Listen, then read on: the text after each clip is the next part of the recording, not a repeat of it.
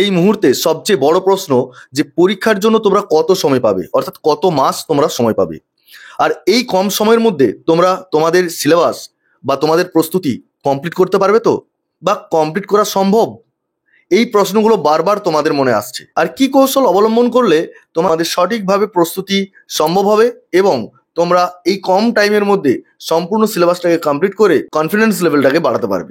প্রথমে দরকার তোমাদের সিলেবাসটাকে রুটিন ওয়াইজ শেষ করা আর ধারাবাহিকভাবে প্র্যাকটিস করা। তোমরা তোমাদের সাবজেক্ট ওয়াইজ যারা অ্যাসপারেন্টরা রয়েছো, তোমরা যদি একটা গ্রুপ করতে পারো এবং গ্রুপ ওয়াইজ যদি তোমরা মক টেস্ট তোমরা নিজেরা নিতে পারো, তাহলে সেটা কিন্তু তোমাদের সবচেয়ে বেশি সুবিধা হয়।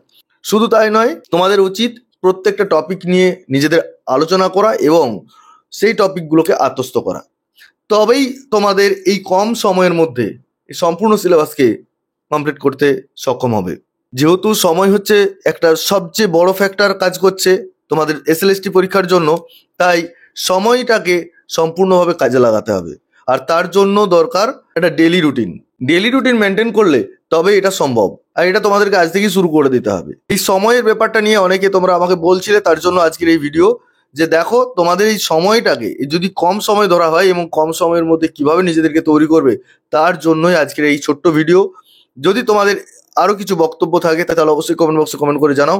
সেই কমেন্টের উপর নির্ভর করে পরবর্তী ভিডিও নিয়ে আসো। তো আজকে এই পর্যন্তই। সকলে ভালো থেকে সুস্থ থেকে বলো। আজকের ভিডিও এখানে শেষ করছি। ধন্যবাদ।